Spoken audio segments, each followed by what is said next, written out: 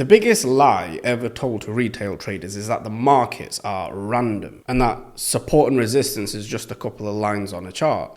That belief wasn't by accident. It's common knowledge for a reason, right? It's designed to keep you trading like the herd. Because the truth is this: the markets are not random, they're controlled. And support and resistance does exist, but not in the way that you've been taught. In this video, I'm going to show you what real support and resistance actually looks like, why price reacts where it does, and why once you see this, it will completely change the way you look at charts forever. Let's get into it. Okay, so let me explain this conceptually first, and this might be a little bit mundane and foundational for a few of you, but for newer students and for completeness sake, I'm going to explain what we mean by support and resistance right now. Later on in this video, I'm going to get into what true support and resistance actually looks like and take you through an actual trade that I took in the middle of creating these slides, right? So the books teach us that when we see price action that looks like this, where we have these equal or relative equal highs, we can deem this level as resistance. This is essentially a ceiling, or in this case, a triple top, where there is a level that price is failing to get above. When we see this, the books teach us that this is an area where we want to sell short. Other books will teach us that we can look at this as a zone where we're taking the wicks to the candle bodies, or the rejection blocks as we know them as, right? So anywhere inside of this zone would be a good area to sell short. And this also goes for support zones, right? So anywhere inside of this support zone would be deemed as a good area for buys or to go long. Now, if you've traded for any length of time, essentially this is where you have probably started, like pretty much all of us did, right? With support and resistance. And you've probably quickly realized that this doesn't work. Often you're going to see the market turn around, and where we anticipate a strong level of support, we see the market blow straight through it. And we've all lost money doing this, right? This was my starting point to trading nearly 10 years ago, and it got me asking a question. Why does it work sometimes, and why does it fail other times? Well, most times. And you can apply this same logic to EMAs and whatnot, where I was convinced it was reacting from an EMA. As soon as it would touch the line, it would either support or repel price. Now, what I'm saying here is support and resistance does exist in the marketplace, but it's not how we have been taught. And in this video, I'm going to elaborate a little bit more on that, right? Now, what's actually happening here? Well, every time price touches these levels, whether it's support or resistance, and price repels from that level, we're taught that the stronger the level, the more support is going to form, and therefore price is going to have a harder time to get through it. But what is actually happening is stops are being placed below these lows and above these highs. Because again, where do the books teach us to place our stops? Below old lows, where we have support, and above old highs where we have resistance. And if we have double or triple tops, they're even stronger support and resistance areas. So those essentially are the areas that we want to buy and sell. But what's really happening behind the scenes is that below support, we're going to see a lot of stop orders in the form of stop loss orders or sell stops. And above resistance, or double and triple tops, we're going to again see a buildup of stop loss orders or buy stops. Now, these stops equals liquidity. Now, liquidity is the primary driving force in the market. It's essentially the fuel for the market. And I'm going to get a little bit deeper onto liquidity concepts on this channel, so please make sure you like and subscribe. But for the purposes of this video, what we need to understand is that the market is designed to engineer support and resistance levels for the sole purpose of creating liquidity in the market. Smart money need this liquidity to unload and offload positions, because without it, they can't make money. Now, what I have just explained is absolutely crucial to understand, because knowing that piece of information, number one, tells you where you shouldn't place your stops, and number two, it should reframe your thought process from looking at these areas as strong support and strong resistance, but instead looking at them as strong draws on liquidity where the market will often reprice to. Now, let's get into a chart here, and I'm going to show you a few different examples. Firstly, we're here on NASDAQ, and this is on the 15-minute time frame. As I was creating these charts, we had the market open and price will be fluctuating up and down. I read a comment where somebody said I cherry pick price action, and I'm always looking for the best examples. When you're teaching, hindsight is what you need, right? But in this case, not only am I going to use current price action, I'm also going to trade it. And you're going to see that at the end of this video. Now you can see how price is trading inside of these support and resistance levels. Again, what you will see here is that when price breaks out of this zone, we should see a break and retest where it comes back into the zone. But notice it fails to run any higher. In fact, it blows straight through it. And where we have the equal lows or the double bottom, again, we don't see support here. It blows straight through it. We also don't see the break and retest. To make price continue lower, it runs straight through it. So what's happening? Well, there is an algorithm in the market which is controlling the movement of price.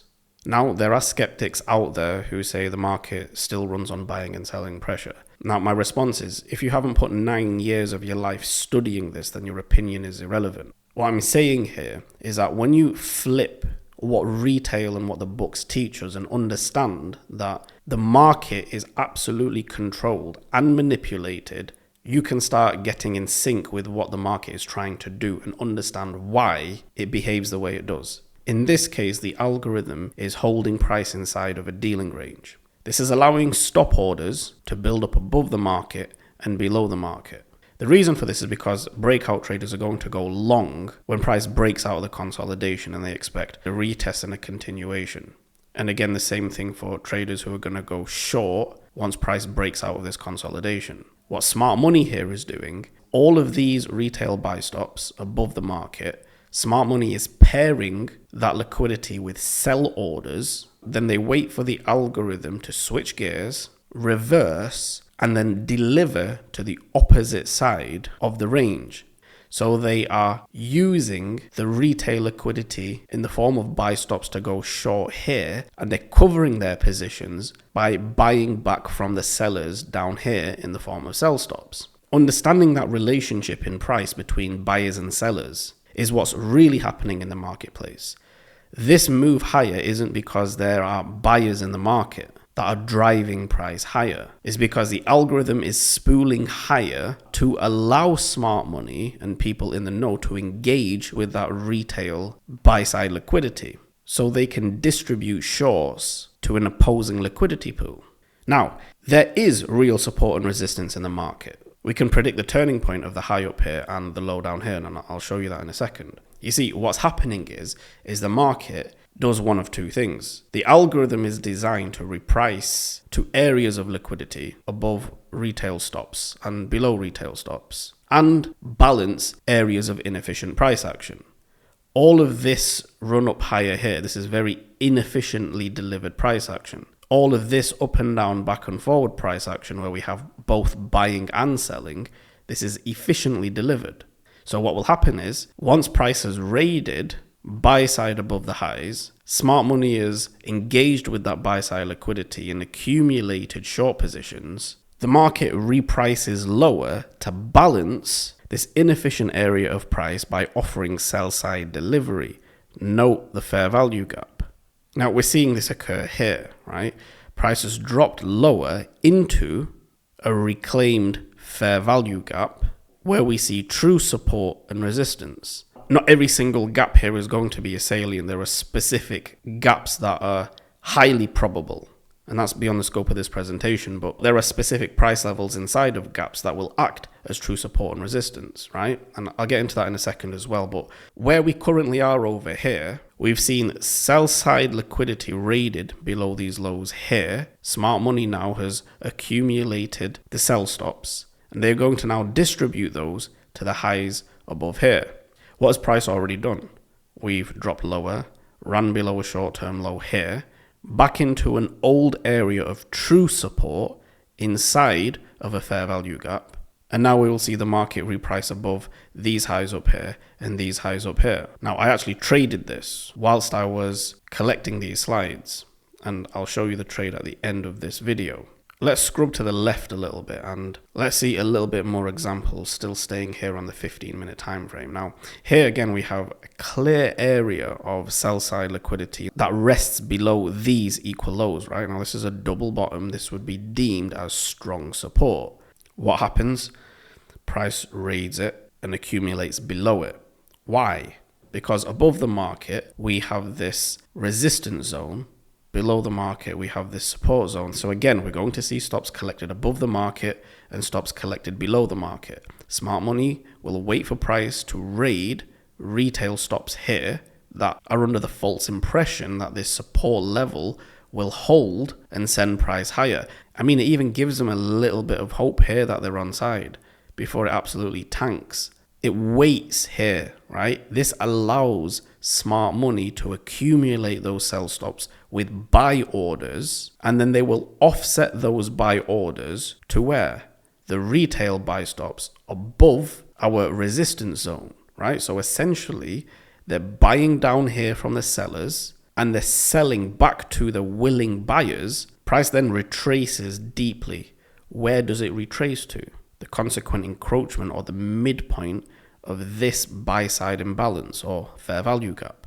The algorithm here repriced higher sharply, offering only buy side delivery. Notice there's no down close candles here. So the algorithm, to offer efficient price delivery, will reprice back through that same range, offering sell side delivery. Now, the same thing that's happening here is also happening here on a higher time frame. Let's zoom out to a 4-hour time frame here. And the exact same sequence in price nails the consequent encroachment or midpoint of this fair value gap or buy side imbalance. Now, notice where this buy side imbalance sits. It sits inside of the range of this sell side imbalance, including the small volume imbalance down here. So from this candle's low to the volume imbalance, so the closing price of this small down closed doji candle is going to be our sell side imbalance, where we've only had sell side delivery. Now, just like dealing range theory, we can grade this entire range. Notice that the 25 DRT level, which is the lower quadrant, overlaps perfectly with the consequent encroachment of this buy side imbalance, and we nailed that right there. Again, look at the wicks here. This is absolute algorithmically delivered. This is absolutely not all of the sellers in the world ran out of selling pressure at that exact level in price. This is true support and resistance. This is algorithmic support and resistance. And this is what the books aren't going to teach you. And this is what I've spent the last 9 years dissecting and understanding. Now, this is, again, just surface level with how deep this actually goes, but let's move on again with another example. So we're going to scrub to the left a little bit more, again, down to the 15-minute time frame. And here we can see the same thing occurring. We have, in this case, another triple top here, right? Where we're going to have another pool of buy-side liquidity. Notice we sweep through the highs here with the wicks, but look at the bodies, right? Again, it's algorithmic because the bodies is where the volume of the candle is contained. It also means that because we fail to close above it, algorithmically, it means that the market isn't yet ready to reprice higher. So what happens? The algorithm drops lower, collects more liquidity below the lows, and then tries one more time. Does it close back above these highs up here? No. So what does it do? It reprices even lower, back to where? The mid price or the equilibrium price point between the high and the low. What do we have around the area? We have an imbalance down here in the form of this buy-side imbalance. What's sat above it? A double bottom. Retailer going to look at this as a resistance. So when the market starts moving away, they're excited. All it's doing is building and engineering a trend line that retail are going to see as false support. And then look at the manner in which they drive price lower. They do it like this because they are not going to let anybody get out of their positions that are now underwater, right? The algorithm is going to then reprice higher so that smart money who have collected those stops and paired long positions can offset those positions to the willing buyers above the market. Now, notice something here. Look at this low here. See how we touch it there? We touch it there. Look at the body of this up close candle. Look at this low. Look at all of this price action. Now, there's some retail noob out there who's going to say, see, I told you support and resistance works. No, watch carefully. Like I said, there are going to be times when support and resistance works. It's because of where this level sits. It sits inside of this sell-side imbalance. This is a crucial sell-side imbalance. This is a breakaway gap. Why is this a breakaway gap? Because it sits at the 25 DRT level from the high down to the low. All of the wicks down here we're going to ignore and use the lowest body to the highest body. And you see the overlap right there. That is what defines a high probability fair value gap. You're not going to hear that on any other channel besides this channel. Now look at the reaction that we have at these price levels. Because the algorithm is going to look at the DRT levels first, and if you don't know what they are, there's plenty of videos on this channel where I've already explained dealing range theory. But this is true support and resistance in the market. It is based on price, and it's all absolutely algorithmic. Now again, this price action down here, if we zoom out to a 4-hour time frame, it is rejecting from a volume imbalance. In this case, a new week opening gap that sits in a discount market relative to this low and this high. I'll let you do your own homework on that. But also, if we look left, we have this buy side imbalance as well. And we nailed again the consequent encroachment in the midpoint of this reclaimed buy side imbalance. Notice how the market isn't closing above any of these highs up here, which again sends price lower into what? The fair value gap that we discussed earlier on. We've also seen an overlap here and support based on this level. Now, let me take this piece of price action over here and we're going to zoom in again onto the 15-minute time frame, right? So earlier when I was creating these slides, price action was down here. And I already alluded to the fact that we were going to go for this high here and this high here. Now watch what happened. Price printed higher, leaving this fair value gap. We seen price drop back into the fair value gap, and this was my actual entry inside of the fair value gap over here. My stop was below this swing low because we've already used this gap. Price is balanced, and we also have an inversion fair value gap over here, but again, that's for a different lesson. But the point is, every single thing that I've outlined in this video was the same exact logic that I placed this trade, and you can see the drawdown on this trade was very, very little. Ultimately, price ran to the dealing range high as we expected, right? I got out at these highs up here with a quick scalp.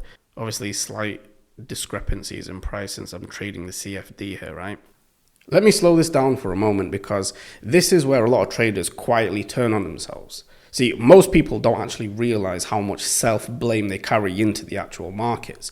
A loss doesn't just feel like a loss. It feels like proof, right? Proof that you're missing something, or proof that you're not disciplined, or proof that maybe you're just not cut out for trading. And that mindset usually comes from one core belief that price is random. And therefore, because price is random, then obviously outcomes then must be random. So in that scenario, consistency just feels impossible. You can have a good week and still feel insecure because deep down, you don't know why it actually worked. And when you don't know why something worked, confidence is really, really hard to stick.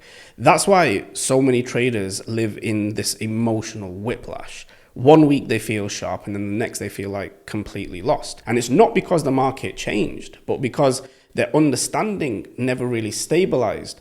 When you start seeing price as a process instead of actual chaos, something important happens psychologically. Losses stop feeling like judgment. They start feeling like the market is rejecting you. They become information, really. Instead of asking, what's wrong with me? You start asking, what part of the process didn't play out? That shift might sound a little subtle, right? But it changes everything because now you're no longer emotionally attached to the outcome. You're engaged with the process, and professionals don't have less emotion because they're tougher people. They have less emotion because they're not constantly surprised. Surprise creates the fear, and fear is what leads to hesitation, overmanagement, revenge trading, and really burnout. When you understand that price follows a program, that it has requirements, stages, and objectives, surprise starts to disappear. And when surprise disappears, the nervous system starts to relax. You stop flinching at every candle and you stop panicking at every time the market retraces. You stop interpreting normal market behavior as a personal failure. This is where real confidence begins. Not the loud kind of confidence and not the confidence that makes you overtrade, but the quiet kind where you trust your read even when price doesn't work. Because you're no longer measuring yourself by outcomes. You're measuring yourself by understanding. And that's the difference between someone who survives in trading and someone who can stay in the game long enough to actually master it. Seeing price as a program isn't about predicting the future. It's about removing emotional stability from the present. And that stability, more than any setup, is what creates actual consistency over time.